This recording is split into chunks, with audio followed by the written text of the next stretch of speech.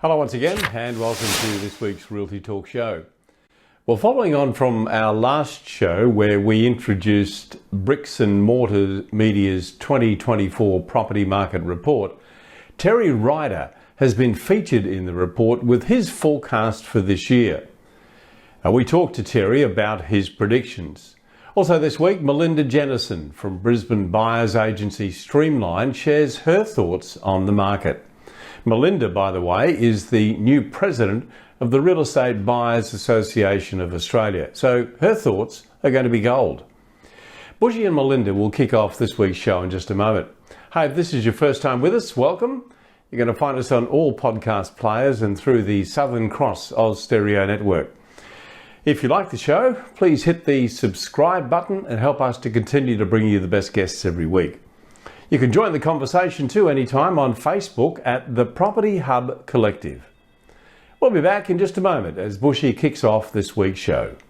Property deductions can save you thousands of dollars each year. To make sure you maximise deductions, you need to work with the most experienced quantity surveyor in the country. BMT Tax Depreciation is the leading specialist in the industry. They've completed over 700,000 tax deduction schedules for residential investment and commercial properties Australia-wide. BMT guarantee to find double your fee in the first full financial year deductions. Call BMT on 1300 728 726 today for an obligation-free quote.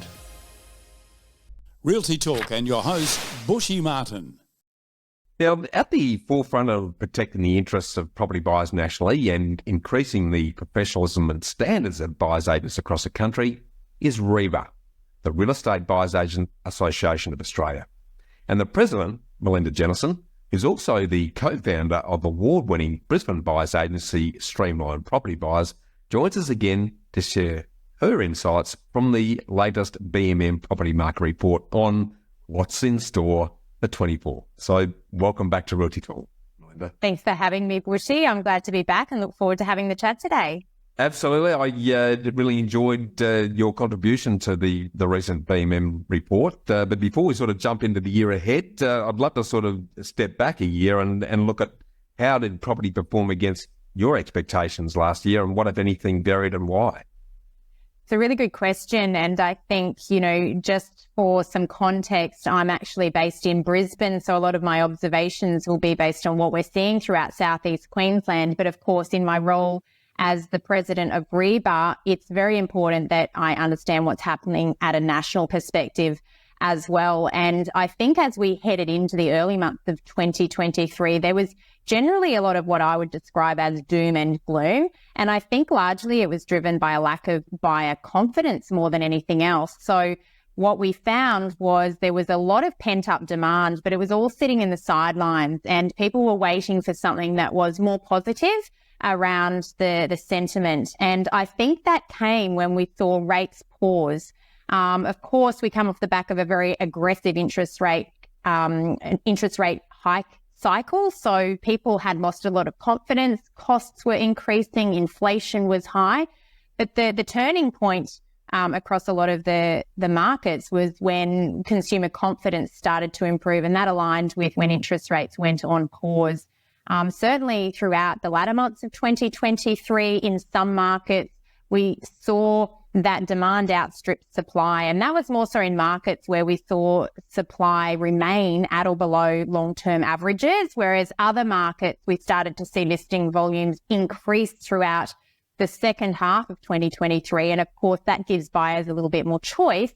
And it slows down that rate of growth because there's more balance between the properties that are available for sale and the buyers that are in the market to transact. So I think a bit of a mixed bag throughout 2023, and it was very market specific, but it ended up being a lot more positive towards the end of the year than what we were probably expecting at the beginning. Yeah, good call. And I think you hit the nail on the head. It was very much a supply story last year, and those that had plenty of listings struggled a bit more than those that had limited listings, and therefore there was stronger demand. So stepping now into the future then, Melinda, what's your overall view on how property is going to perform in 2024, both at the national level wearing your Ryder hat, as well as the Brisbane level, given Streamline's expertise in that market? I definitely think there's going to be more optimism in the market. And I think we've already seen that in the first few weeks coming into 2024, because the story has changed, the headlines have changed, and we're now starting to see the fact that buyers are becoming more confident through buyer volume on the ground. And I think, again, that's driven by commentary around the fact that interest rates are at their peak and, in fact, more likely to come down. And that's off the back of some positive news on inflation also coming down. Now, it's incredible how much buyer confidence can impact on a market. And, you know, some of that media messaging can really have a positive impact on the demand side. When we look at the supply side, however, I absolutely think that there's going to be some markets that will be more constrained moving into 2024 compared with other markets. And we've seen that at a national level throughout the latter months of 2023. So the markets of Perth, Adelaide and Brisbane, as an example, are still providing, or are still markets where we've got listing volumes that are between 30 and 40% below our long-term average. Now, when you combine that with a market that is a more affordable market, which these markets also represent, and also the overarching improvement in buyer confidence, which happens across all markets, it really does put price pressure on in those markets. When there's more buyers than sellers, it creates competition. You've got less dilution. So ultimately that's going to lead to higher prices being paid. And of course, some of the larger markets, and that includes Sydney, Melbourne, but also some capital cities such as Tasmania and Canberra, where we've seen prices or price growth stagnate. A lot of that is because supply has returned to long-term averages, or more in line with long-term averages, and buyers have more choice, so there's less urgency in the market. And we saw that come through in the latter months of 2023 when the rate of price growth in those markets started to rapidly decline, or in fact we started to see those markets stabilise on a month-by-month basis. Yeah, extremely well said. And it's clear the supply and the affordability exercises balanced against demand and the sentiment factors having variable impacts. Are there any other key drivers that we need to watch out for that are likely to influence property's direction this year? I do think that the proposed cuts in income taxes will have an impact. Of course, any individual that improves or increases their take-home income, that can have an impact on the amount that they can borrow. And of course, that rolls through to affordability. Of course, there is the conversation around interest rates, and every time interest rates are come down, that obviously also improves sentiment, but it also improves affordability. So, again, that can be a catalyst for improving demand across all markets around Australia. But, I don't think it's all, rosy. I think we've definitely got headwinds that we're still up against. There is still international tension in some parts of the world. Any change or significant shift in that can obviously really impact on consumer confidence, but it can also have other run-on effects, like we saw post-COVID with the spike in inflation and the consequential increase in construction costs.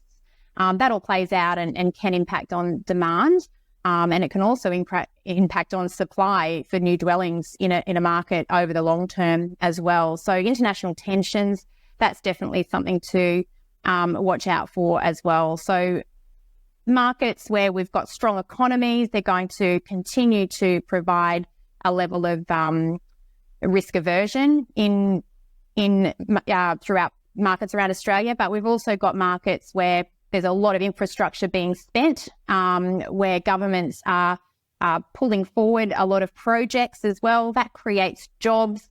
Generally, across most markets, people are fairly confident. We're not losing jobs. In fact, unemployment is still very low. So that's all positive, and that all supports that continued demand across Australia as well. So there's definitely some headwinds, but I definitely think at this stage there's more optimism and more positive things to come. Yeah, extremely well said. And as we know, there's more dynamics and combinations in property than there is a Rubik's Cube, Melinda, in my experience. Right. But it's the fundamentals we need to focus on to ignore some of the noise So a very positive picture emerging. What are some of the important areas and sectors, both good and all bad, that we need to watch out for then this year? Look, I think that we're starting to see already throughout the latter months of 2023, this emerged. Affordability does actually become an issue for many buyers when they're looking to purchase, whether they're home buyers or investors, even first home buyers getting into the market. So when we're seeing prices escalate rapidly, there's going to be a limit upon which people, can transact. There's going to be, people are going to reach capacity. So I don't think we're going to see prices grow equally across all regions. And even when we're looking at, for example, a capital city market that might have great fundamentals, I certainly don't think we're going to see uniform growth across all parts of that market. So people really have to consider where in these locations people have the capacity to continue to pay more for property. But we can't underestimate the story around the rental prices, if that's what you want to call it. Not only do we have a situation in many markets where there's not a lot to buy, but in some of those same markets, we've got very, very little to rent. And in fact, that's a trend that is Australia-wide. So when we've got very little to rent and also very little to buy, it creates a situation where tenants are trying to get out of the market as a tenant and get into the market as a home buyer.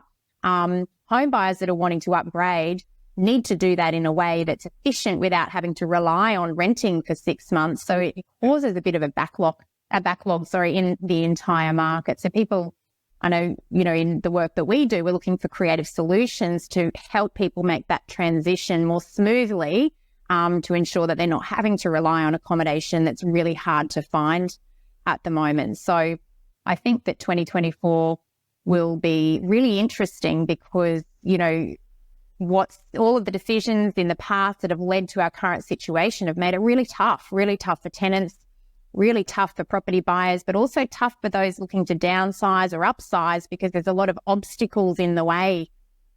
It's not easy for people to do that at the moment. And it's also very expensive for people to do that. And that's potentially why people are sitting on their hands. They're not transacting and, is a bit of a standoff between, those that are wanting to sell, but ultimately there's nothing to buy or there's nothing to rent. So they hold off on that decision.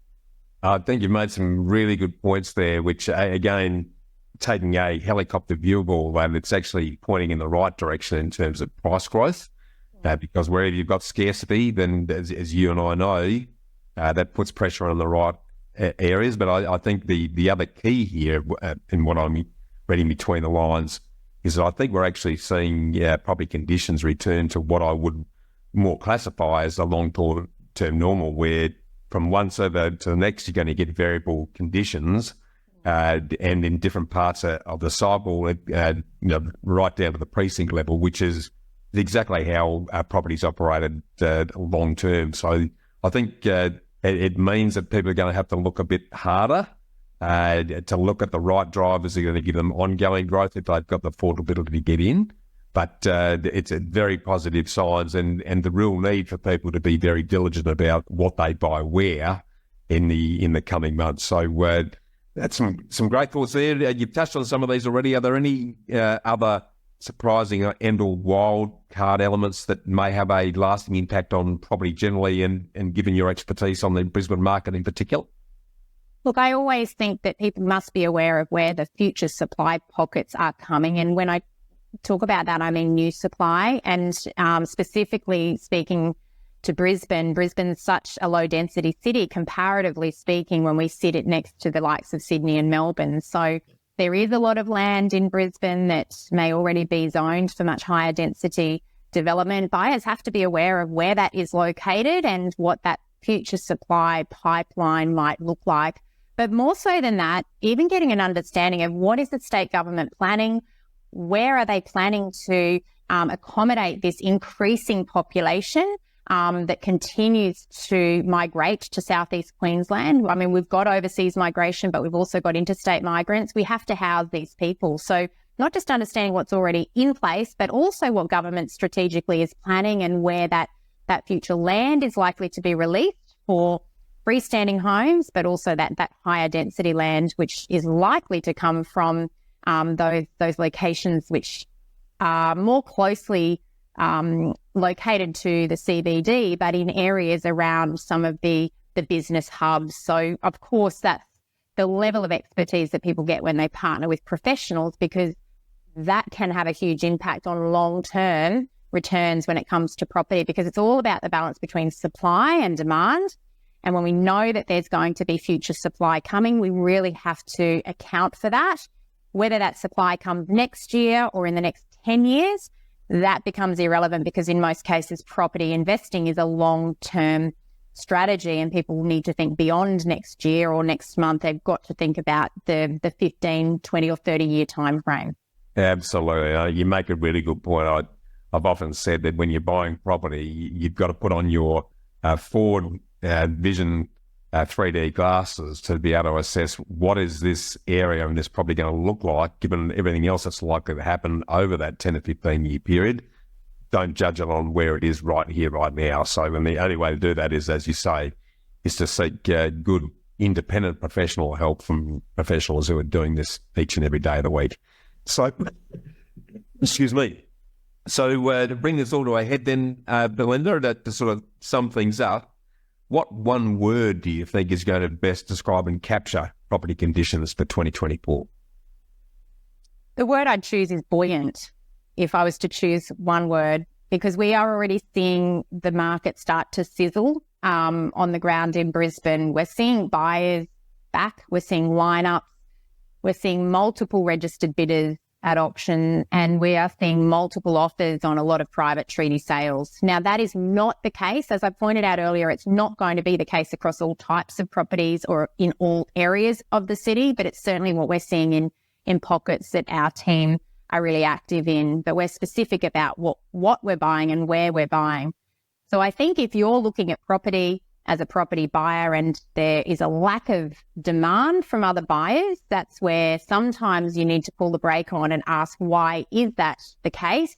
Because if you have the opportunity to buy really cheaply because no one else is looking at that property, is that the right type of property for your portfolio? And I think a lot of investors think that buying cheaply is the strategy, but in fact, that can set you back many years. It's about buying quality and looking at the long-term drivers as to why that type of asset's going to remain in demand, not just today when you buy it, but, you know, in the future as you hold that asset over many, many years. So I would say for buyers, just a word of warning, you know, have a look at what the demand levels are on any property that you're considering, because if there's no other buyers that are looking at that property, ask the question why.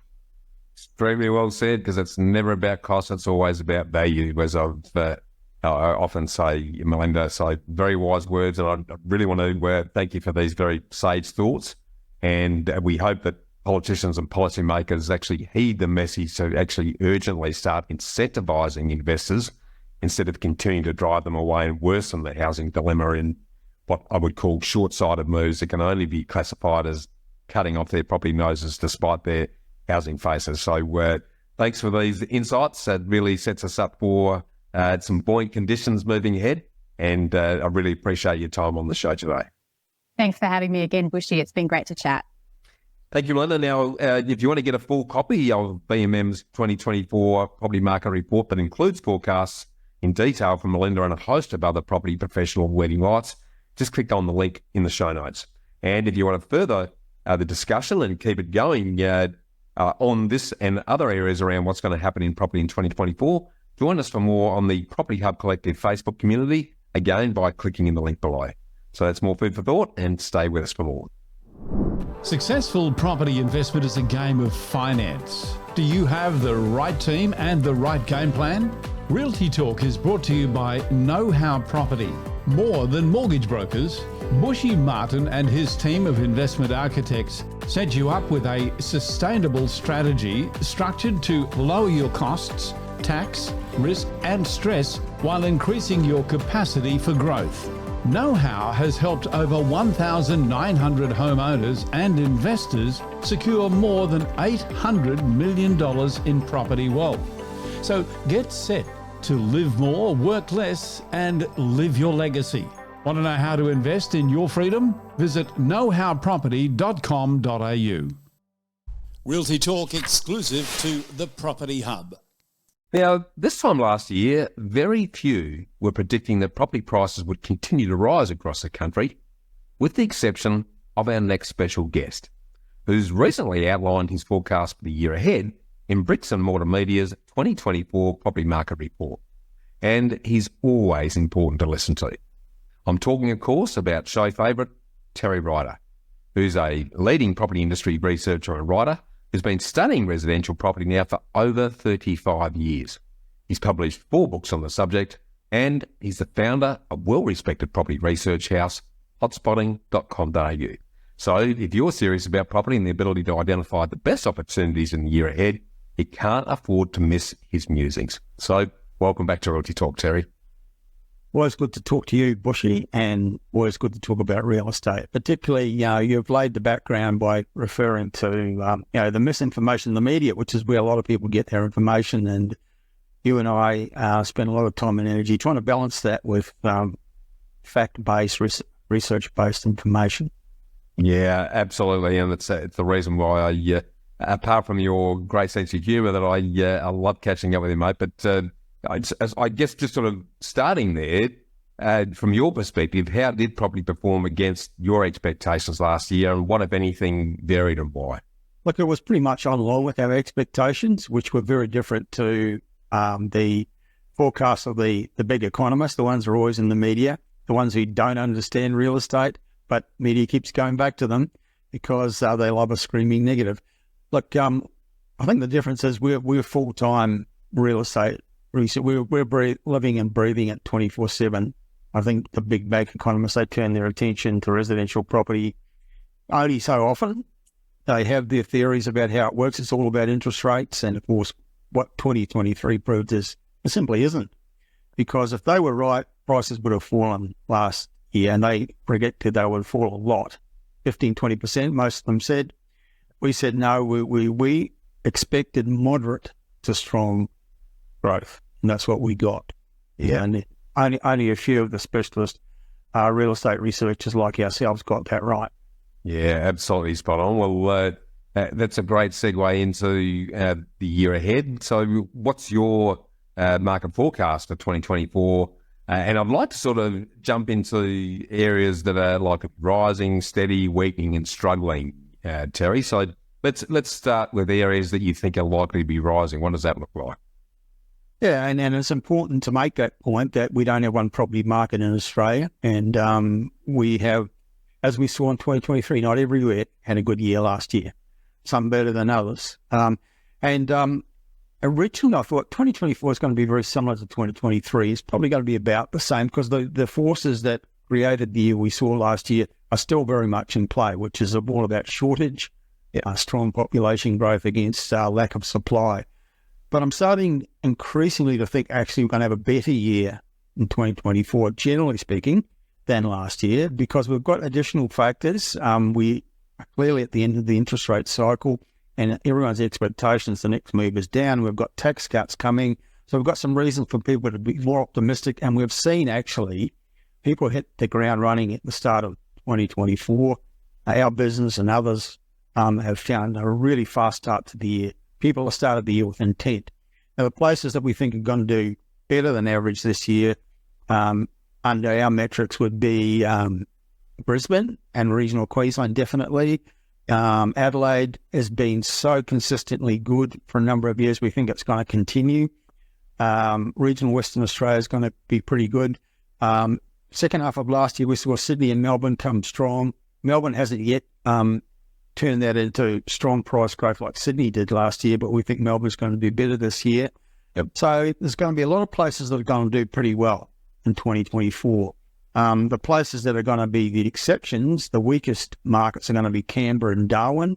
Yep. And it's not a coincidence they also have the weakest economies in the country because there is a relationship there. Hobart and regional Tasmania are probably going to be fairly mediocre as well.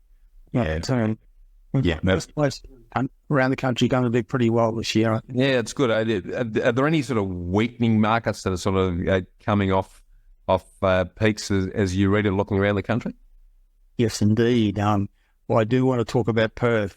Perth has been one of the leaders, depending on whose figures you believe, it has been the number one or number two last year for property price growth, and investors are piling into that market, and we're starting to get really concerned about the way people are buying. They're grabbing anything they can in any location at any price under the theory that anything they grab in Perth will make them money. But what they need to understand is that you've still got to do your due diligence and make sure you're picking the right property in the right location, paying the right price. Because Perth has been growing strongly for 3 years, and we're starting to see indication that it's reached its peak or past its peak.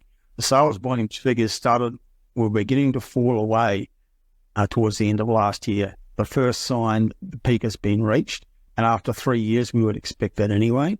Yep. So I'm really feel that investors should maybe stay away from the Perth market. It's difficult to buy sensibly. Their properties are still selling very quickly.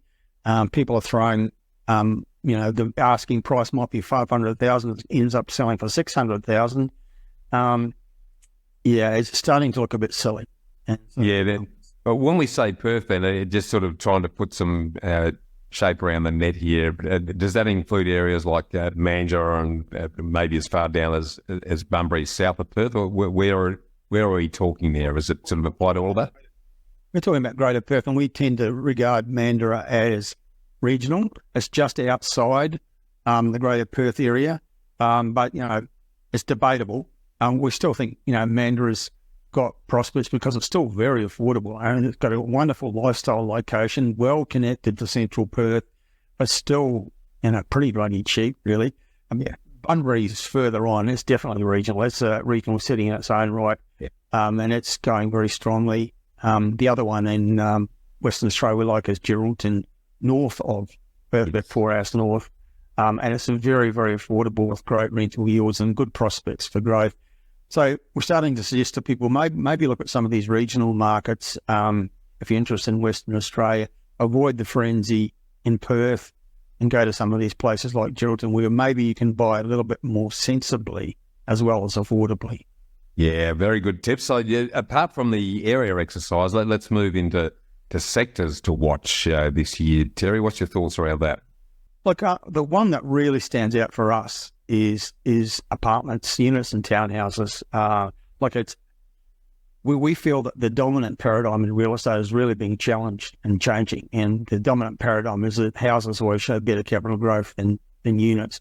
And we're seeing that change. We're seeing more and more examples, locations, suburbs and towns, where whether you look long-term or short-term, the capital growth performance of units are outperforming houses more and more.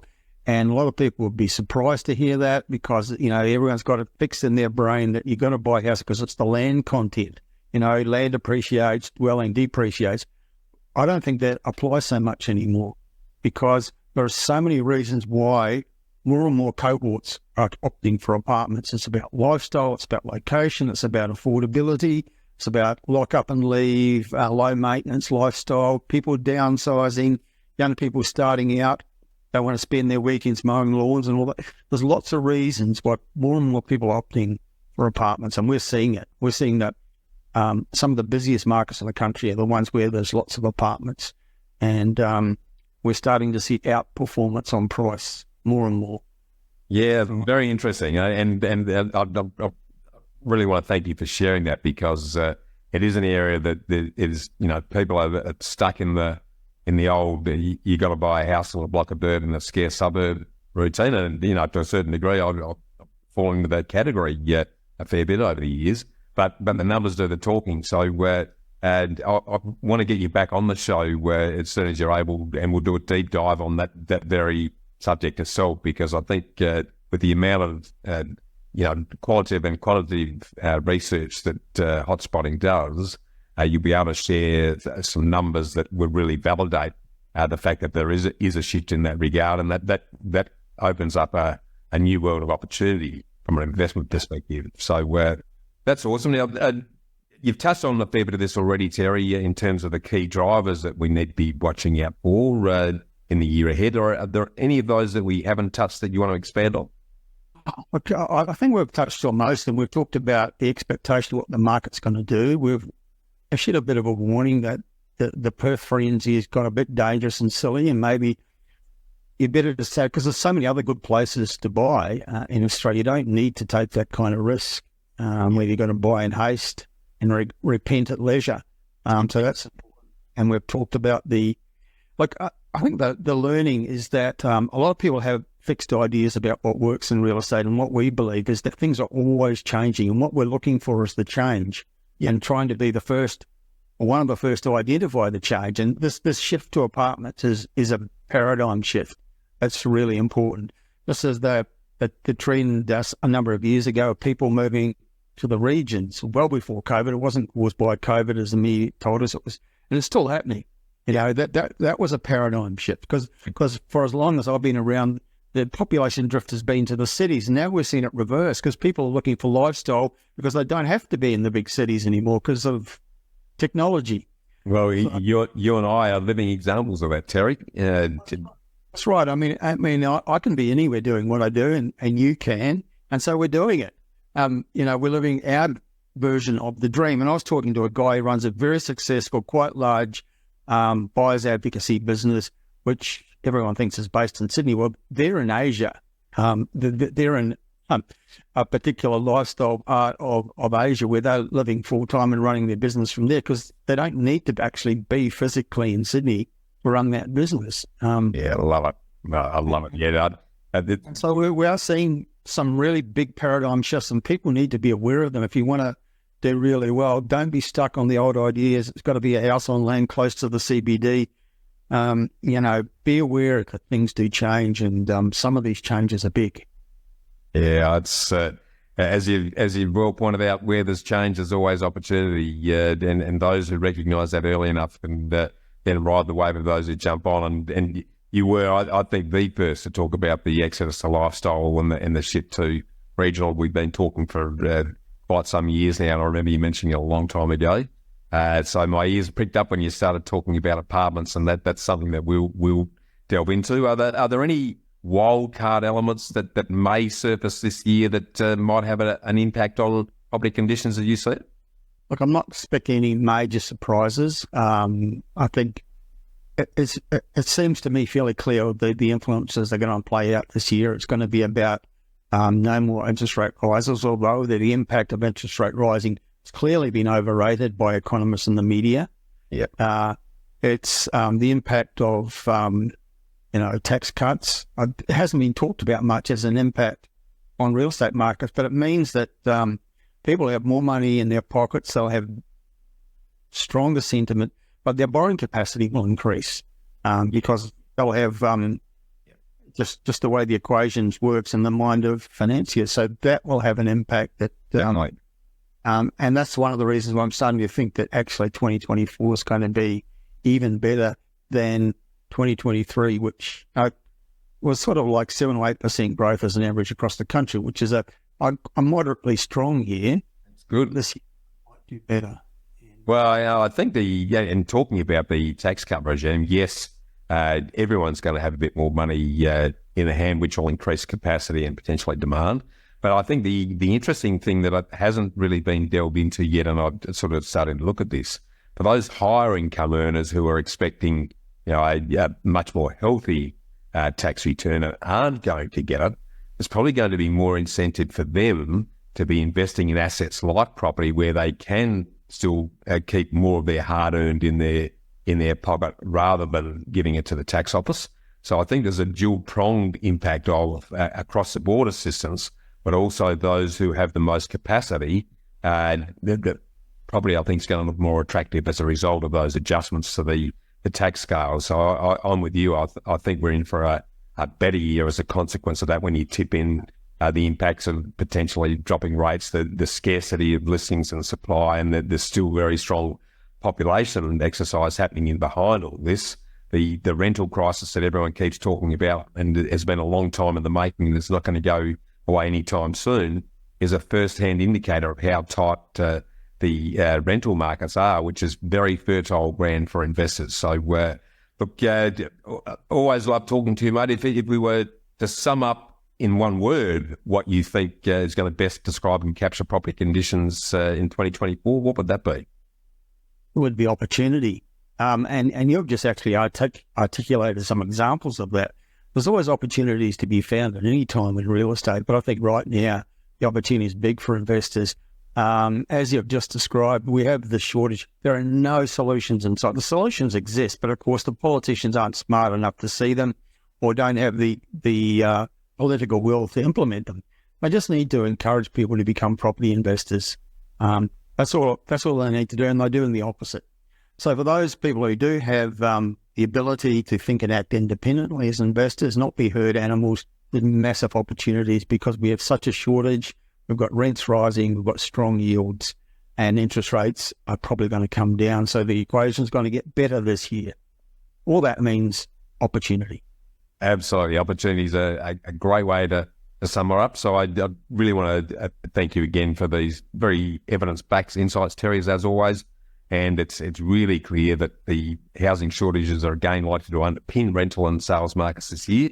But from my perspective, a bit of a welcome return really to a more pre-pandemic normal, if there even is such a thing these days, where state-based performances are likely to differ again, depending on local economic factors.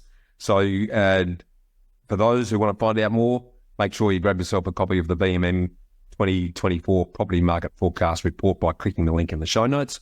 And if you want to take things to the next level, make sure you're helping yourself to make much better informed property decisions by reaching out to Terry and the team at hotspotting.com.au. So thanks again for your time on the show today, Terry. Thanks, Bushy. Hi, just before we go back to the show, I want to spend a few seconds and tell you about a book that was sent to me that's now become my go-to reference when I'm looking for inspiration about property investment. You know, sometimes it's not about knowing all the answers. It's certainly more important to know what questions to ask. This book by Rusty is called The Property Wealth Blueprint. And it's one that you don't read just once and then put it away. It stays out as a reference. It's a book that you go back to time and time again, as I do, because it's packed with personal experience and with great examples of how to get property investment right. It's very frank, it's to the point. And as you can see here, I've needed to bookmark several points, and I can tell you that it's a constant companion on my desk here. The remarkable thing is that it's absolutely free on Rusty's website, getrare.com.au. Get Rare. It's a gateway to a richer life. The website there for you again, getrare, rare.com.au. So get this book, get it for yourself. This is Realty Talk, powered by realty.com.au. And that brings us to the end of this week's show. A big thanks to Bushy and his guests, Terry Ryder and Melinda Jennison.